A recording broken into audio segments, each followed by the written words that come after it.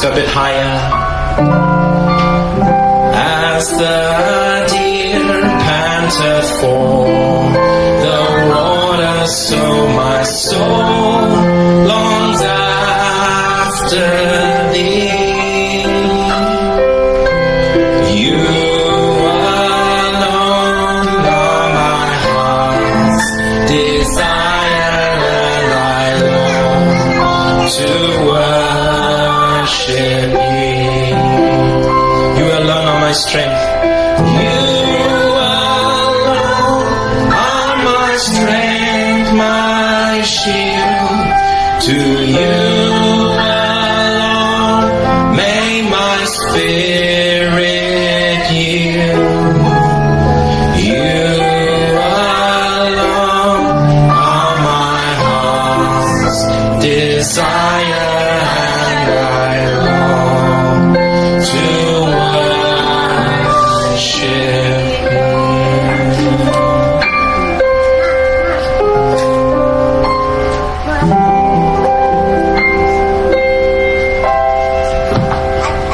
Amen. Jeremias, Kapitulo 31, versikulo 4. Tukuron ko ikaw pag-usab, ug ikaw matukod, o ulay sa Israel.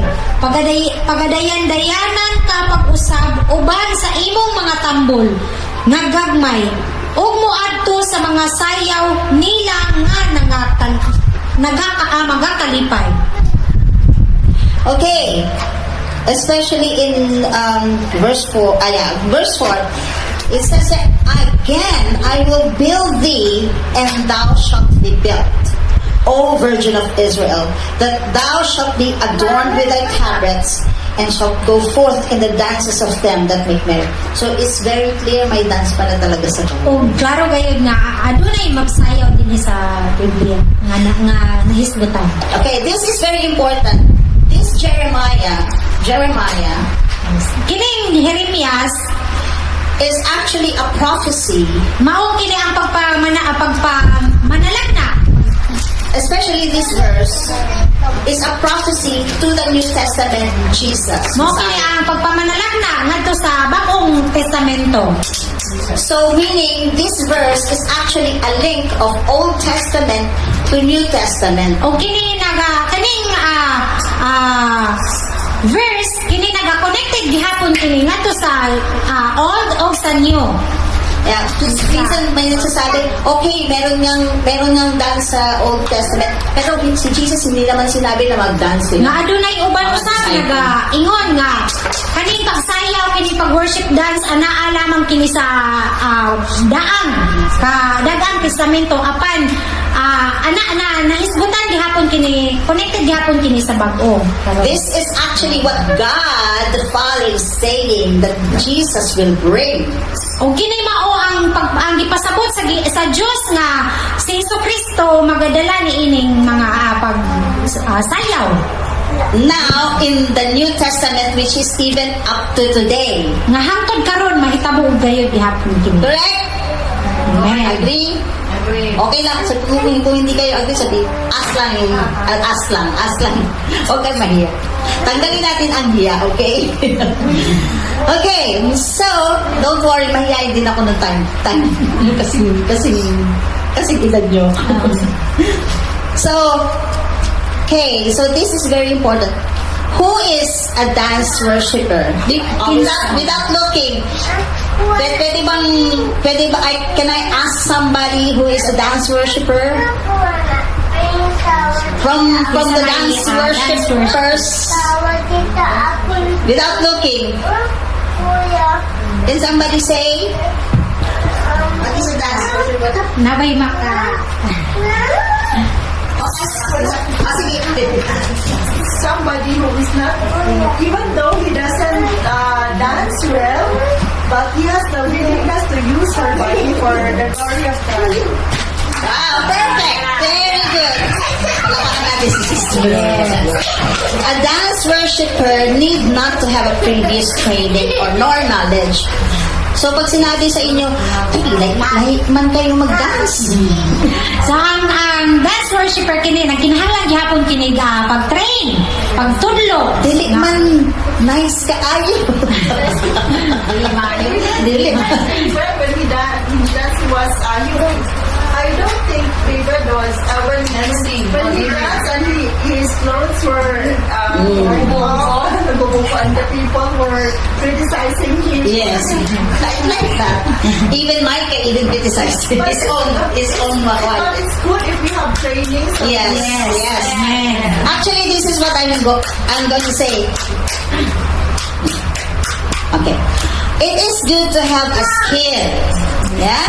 But this should not hinder the attitude of worship. It says in 1 Samuel 16:7, sister.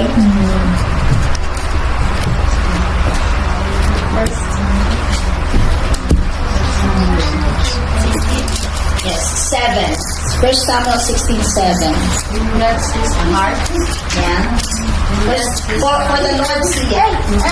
Is that is honorable towards those spirit will move freely inside us and will give us the grace to dance. Yes. Okay. What do you think in desire? Unang Samuel Kapitulo 16 versikulo 7. Apan si Jehovah miingon kang Samuel, ayaw pagtan-aw sa iyang naong. Kun sa gitas-on sa iyang barog, tungod kay ako nagasalikway kaniya, kay si Jehovah nagatan-aw. Dili ingon sa makita sa tao, kay ang tao nagatan-aw sa panagway sa gawas. Apan si Jehovah nagatan-aw sa kasing-kasing. Amen. So it is important that when we dance, our audience is the Lord. Nga mao kini ang pinaka-importante nga kung kita mosayaw ang atong audience mao nga alam kay sa Ginoo ang atong pagbuhaton. Because He will be the one to give us the grace to dance. Kay siya ang nagahatag og grasya nga ang tao makasayaw. When God sees a heart that is honorable towards Him, Sa diha nga makita sa Ginoo ang iyang kasing-kasing nga adunay pagpaubos. the Holy Spirit will move freely O ang Holy inside. Spirit gayud ang Espiritu Santo magapamuhat gayud sa iyang kasing-kasing. And will give us the grace to dance gracefully. O magahata gayud siya grasya nga magmaayuhon gayud ang atong mga movement, ang atong pagsayaw. So before we will finish this one and then we will have a singing first and then we will continue. Okay, we are training spirit-filled Bible-believing Christians with prophetic gifting through performing arts. O kita adunay gihatag kanato kini nga pinaagi sa spiritual nga pagpamuhat nga sa pagpamanalagna ni ini. Yes, we do skill. O kini makahatag ka nato og giyab sa atong mga skill. Kaya nga, umpisa pa lang ngayon pa lang tinitrain ko na kayo, huwag kayong mahiya. O sa karon dili jud ta angay nga maulaw kay para man ni sa Yes. dili nga jud. Kasi ang hiya natin, ang naghihinder paano tayo makagalaw ng maayos. Kay tungod ang atong kaulaw nga atong mabati mao kini ang nagapugong nga makaduol kita sa buhi nga Dios. So more so, we also do not just train for skill. Train usab kini niini kanato sa atong skill. But we also train to become a dance warrior. O mao usab kini nga maghatag kanato nga sa dance nga sa paggubat To conquer the whole island of Bohol. nga ato kini ikanap din Ready na tayo? Yes. Yes. For The Lord. Jesus. Amen.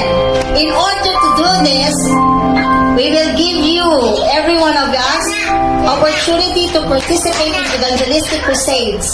O kini amo kamo paghatagan niini sa pag-participate niining sayaw. And in the future, when we are big, O sa kaugmaon nga sa diha nga mga daghan na kita we will do a march for Jesus. o magabuhat kita nga marcha In nga ala Bilaran. sa Kristo dinhi sa tibuok nga Tagbilaran. In Taoist. Dito sa Dawis In Panglao. sa Panglao, In Cortez. sa Cortes, And in every city of sa Bohol. kada syudad dinhi sa Bohol. That's the vision. Ang mao ka ng atong vision. Ready? Ready. Ready? Okay. Let's all stand for worship. Ready to worship the Lord. Praise the Lord. Now is the time. Now is the time to worship the Lord. It is our desire to worship God alone. Okay. We will continue on dance in the Bible. Mao kini ang atong desire nga aron makadaig sa buhi nga Dios. O katong i-continue ipadayon ang paghisgot sa sayo dinhi sa Biblia. Sister Rowena gave us an example of dance in the Bible in the Old Testament.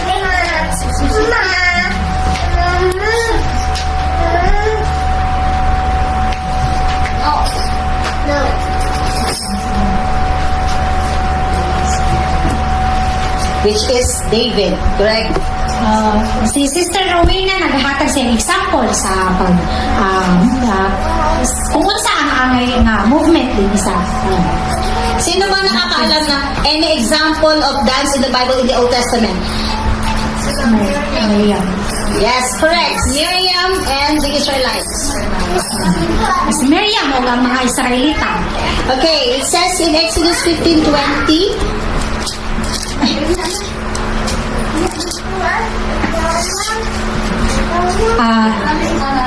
Exodo Kapitulo 15 versikulo 20.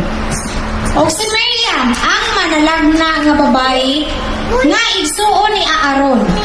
Nibitbit og gagmay nga tambol sa iyang kamot. Og ang tanang mga babayi minsunod kaniya nga may mga magagmay nga mga tambol og inubanan sa mga pagsayaw. okay, so during this time, meron na bang tabernacle sa Israel? Sa karon aduna bay paggamit og tamborin sa Israel. Tabernacle. Tabernacle Meron na bang tabernacle? O wala pa? Ado ba may During this time of Miriam, dinhi sa pangita ko sa kapanahon ni meron? Ano? Actually, wala pa. kasi it is Moses who built the tabernacle. Wala pa kini mahitabo kay tungod kay mao kini ang kapanahonan ni Moises nga When they went out from Egypt, sa diha nga sila ning gawas diha sa Ehipto. okay, why am I saying this? Nganong iya mang ginasulti kini? Because some people said that we cannot dance in the church. Kay tungod adunay mga tao, adunay uban nga tao nga dili kita magasayaw sa simbahan. Because Miriam did not dance and the whole Israelite did not dance inside the tabernacle. Kay tungod si Miriam kuno wala magasayaw sa sulod sa tabernacle. The problem is there was no tabernacle during this time. Kaya ang problema ni ini wala pay tabernacle nga nahitabo sa una. So we can see the incorrect mindset. Nga atong makitaan nga mahisabtan nga adunay ilahang ang ilang pagsabot wala Wrong context. Tama ba? sayo nga ilang pagsabot. Wrong context because there was no tabernacle during that time. They just came out from Egypt through Red Sea. Kay tungod wala pay tabernacle sa kadto nga panghitabo sila nagagawas ni anak dito sa Ehipto. So, why did Miriam led the dance? Nganong si Miriam usa siya nagalid siya sa usa ka pag-worship Any dance. idea? Sayaw. Why did Miriam lead? Nganong Dance. lead man siya. Pagdaig. Ano dahil? Halal. Offer. Okay, over it. Why? Ngano man? Because To praise. it says here, you can see there in Miriam's song. It says there. Exodus 15.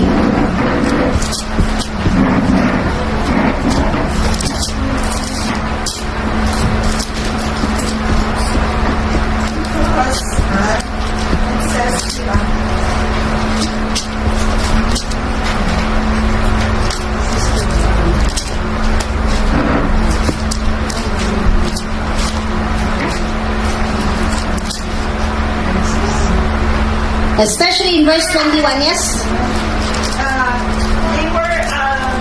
Miriam encouraged the ladies, the women there to dance because it was a dance of victory. And Yes, that's very correct. Because they have triumphed gloriously. O kini makahatag og kauswagan sa ato. And anong ginawa ni God sa kanilang enemies? It says there in verse 21. niya ang dagat. It says here, Verse 21. niya ang dagat ug ang kabayo ug ang mga nangabayo niini. Okay, the horse and the rider, they are enemies of God, which is Egyptian. They were all drowned Sila nangalumos gayon. while the Israel went out, Nga sa diha ang mga taga-Israel nga nagagawas where they were able to pass through nga sila nagkalusod. with their feet Nga pinaagi sa ilang tiil on dry ground, diha sa yuta. and their walls O gadunay pag haligi. are water. Imagine that. Mao ang haligi. So that is a glorious triumphant that God has brought to Israel. The reason why Miriam was so happy Nga ang rason sa si Miriam malipayon gayon. that he led everyone to dance before the Lord. Nga siya nagalid, usa siya nga leader nga alang sa pagdaig sa Ginoo. So what can we see? What principle can we see in here? Ang sa mga prinsipyo nga atong nakita ni ini. Yes. Okay. The principle is that dance is actually an emotional emotional response. Mao kini ang mga emotional nga pagdayeg nito sa Ginoo. Do what God has done to us. Kung unsa man ang nabuhat sa Ginoo nganhi sa tanan. Okay, let's see what David did as well. This is not just women, but also men. Men, just like David. 2 Samuel 6:14.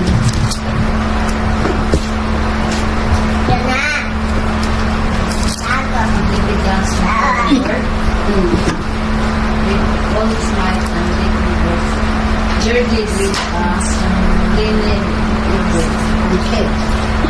Ikaduhang Samuel, Kapitulo 6, versikulo 14. Og si David misayaw sa tumangan ni Jehova, kutob sa iyang nahimo, og si David gibaksan sa usa ka lino nga ephod.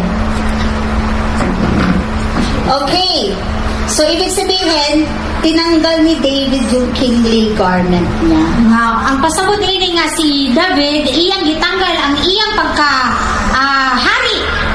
harianon. Yes. So, tinanggal niya. Gitanggal So, he niya. humbled himself Nga siya nagmapaobsanon sa iyang kaugalingon before the Lord. nga di nga to sa Ginoo. Hindi siya talaga nagbabata. It's not correct. He just, yes. Wala siya naghubog, kundi ang iyang kaugalingon yes. nagpaubos. Yes.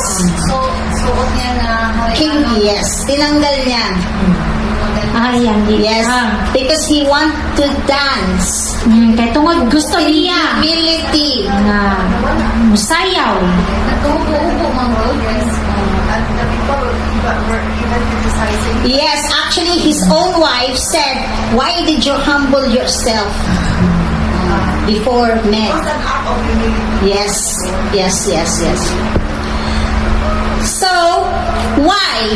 Why did David dance? Any idea? Nganong misayaw man si David Tabernists. Kalipay, happy. Happy? worship? May nangyari dyan. Ano nangyari? Bakit nag-dance si David? What happened during that time? Why David danced?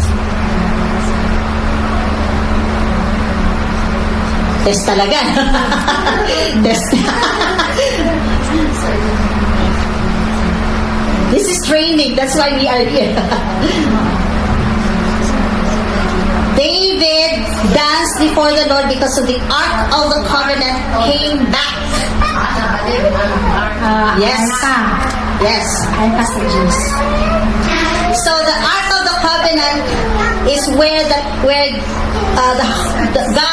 God's presence dwell.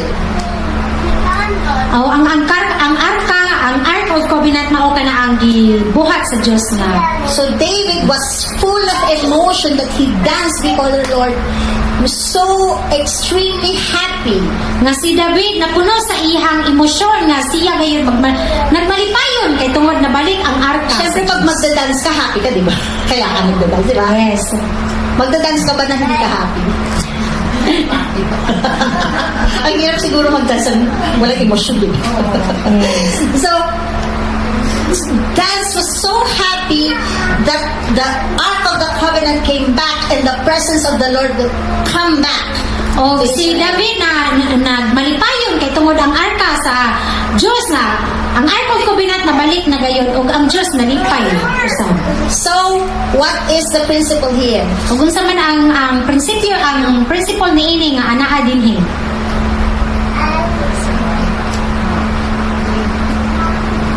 Whenever something good happens, you have to thank the Lord for the great rejoicing and manifestation of your rejoicing and worshiping the Lord. Okay, there is a deliverance, a restoration. Usaban Restoration of the ark. Restoration of Israel because God was there. Yes, amen. Okay, So they said that the dance is just in the Old Testament. But what about the New Testament? Nga adunay na uban usab nga nagaingon nga ang dance anaa lamang kini sa Old Testament. But we will finish this one. Actually, this is a very, very few thing, and then we will do our dance, our practice. Atong paghumanon kini og ini kauman ini magabuhat kita og dance practice. So in the New Testament, people say Jesus did not teach his disciples to dance. Actually, as I said, Jeremiah is God Himself telling the Israel that they will be brought. Adunay ubang mga tao nga nagaingon nga wala kini ang worship dance dinhi sa New Testament. Apan ang Dios nagaingon mismo sa iyang kaugalingon nga pagatukuron ang kining pagsayaw. Luke 15:24 to 25. 15:24 to 25. Lucas kapitulo 15 bersikulo 24 ngadto sa 25. Kay kining akong anak namatay na ug nabuhi pag-usab, siya nawala na ug hingkaplagan ug sila misugod sa paglipay. Karon ang anak nga magulang dito sa uma ug sa mipauli siya ug nagakaduol sa balay, hindunggan niya ang huni ug ang sayaw. So what happened here? Sa may nahitabo niya. There was a prodigal son who came back. So it's a restoration.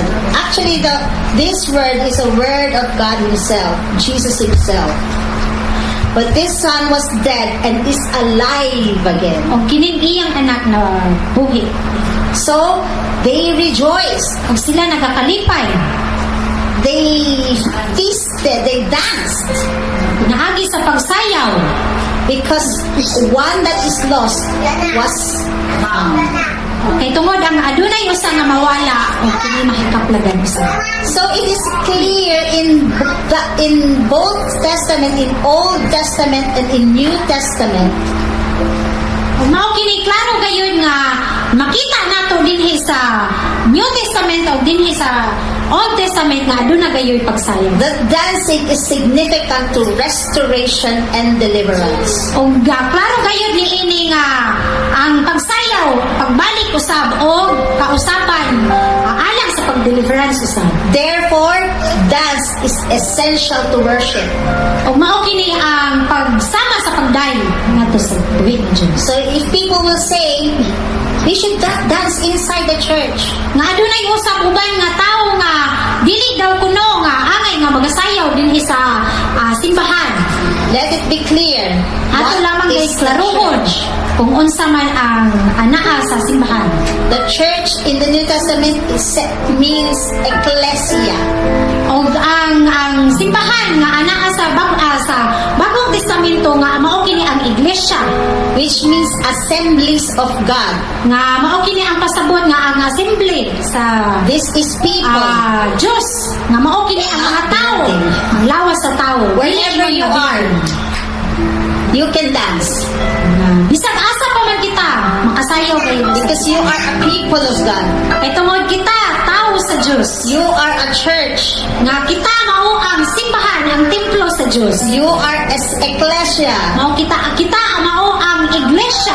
So it is the people, not the building that Mao matters. kini ang tao, dili kini ingon nga building. The Bible says we are the temple of the Holy Ghost. Nga ang Bible nagaingon, Biblia nagaingon nga kita mao ang templo sa Holy Spirit sa 1 Corinthians 6:19. We are the temple.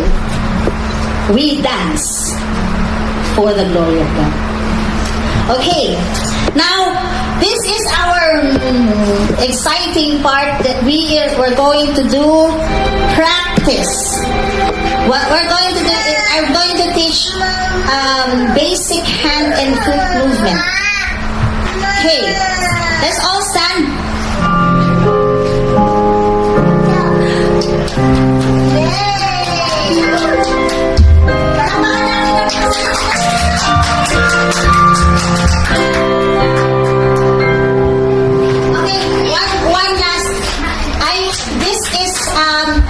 3 months course, basic, and then we will give you a certificate for that, basic, and then there is another intermediate, and then there's another. So if you want to continue more and more, you just come, and then we will give you certificates. Praise the Lord. Please have your seat if you can find a seat. We're going to make some announcements now.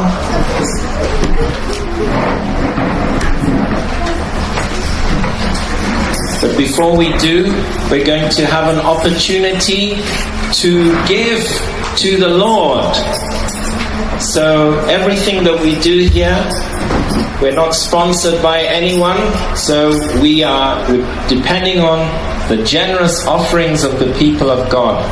And there was one scripture I was reading, and we can find that in Joel, and that's Joel chapter 3 and verse, let me see, hold on a second.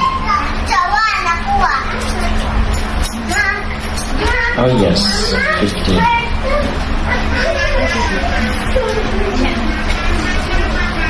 Joel chapter 3. Joel is a prophecy of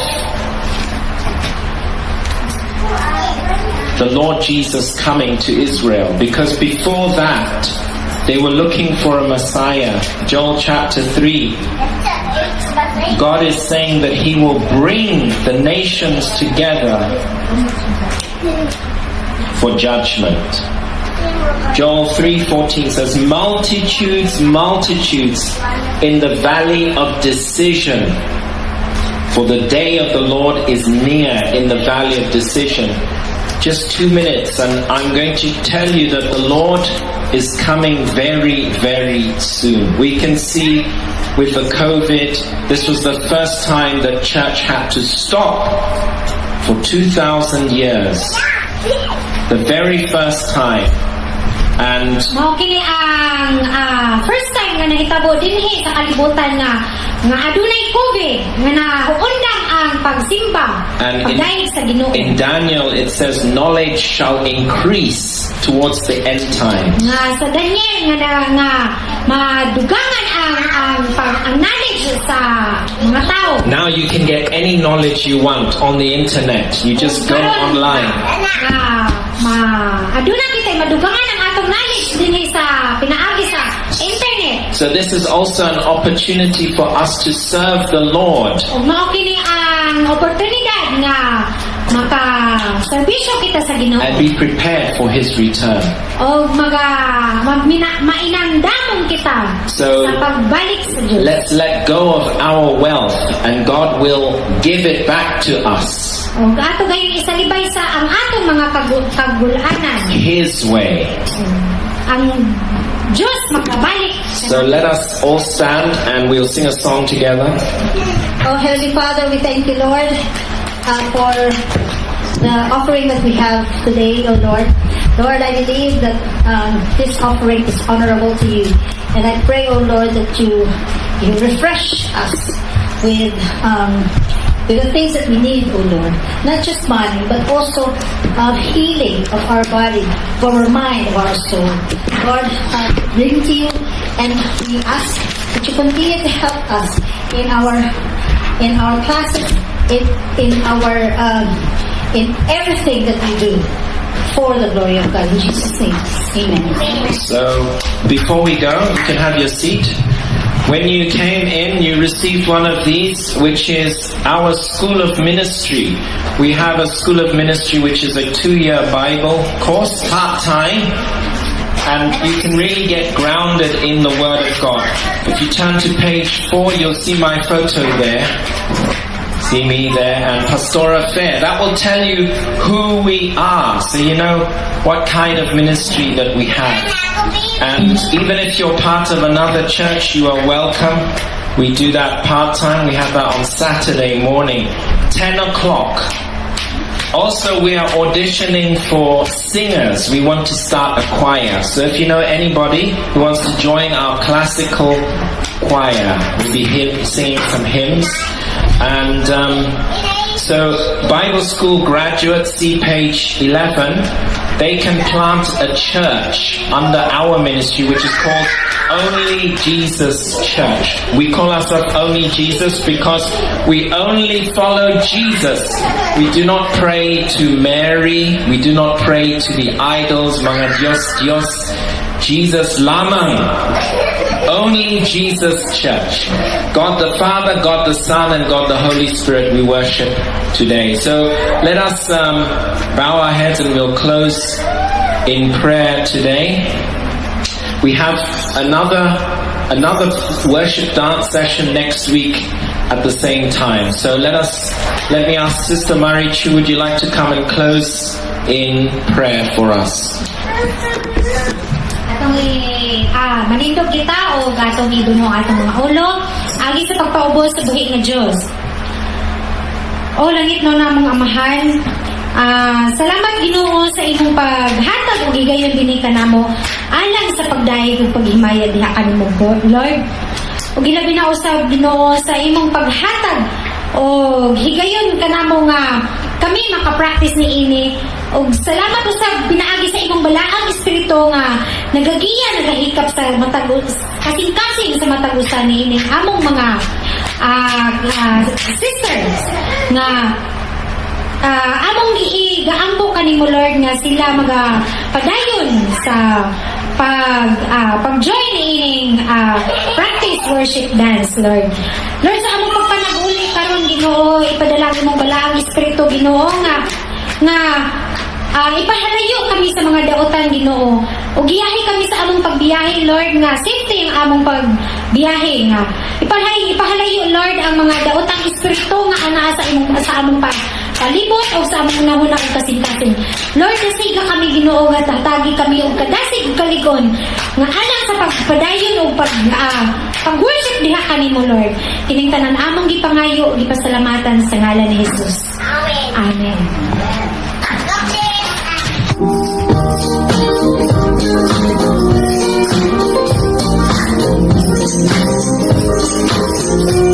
Sing it now. We stand and lift up our hands. For the joy of the Lord is our strength. We bow down and worship you now. How great, how awesome is He, and together we sing. And everyone sing, holy is the Lord. Holy is the Lord, God Almighty. The earth is filled with His glory. Holy is the Lord, God Almighty. The earth is filled with His glory. Listen to this. We stand and lift up our hands. For the joy of the Lord is our strength. We bow down and worship Him now. How great, how awesome is He. And together we sing. And everyone sing. Holy is the Lord, God Almighty. The earth is filled with His glory. Holy is the Lord, God Almighty. The earth is filled with His glory. Holy is the Lord, holy is the Lord, God Almighty.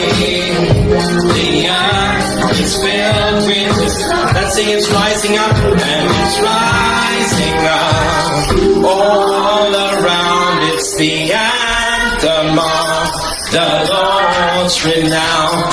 It's rising up. All around it's the anthem of the Lord's renown. And together we sing. And everyone sing.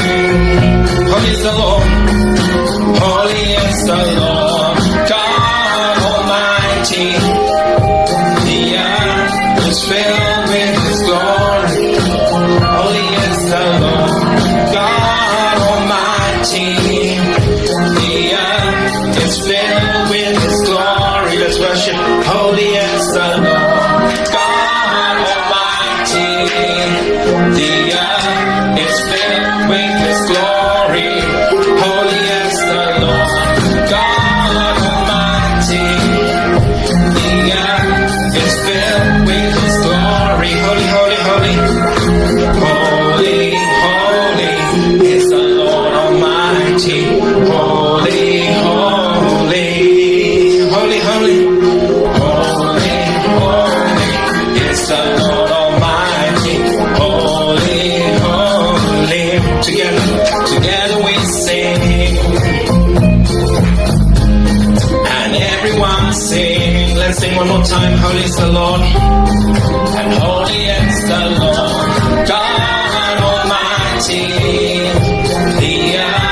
is filled with His glory. Holy is the Lord God Almighty.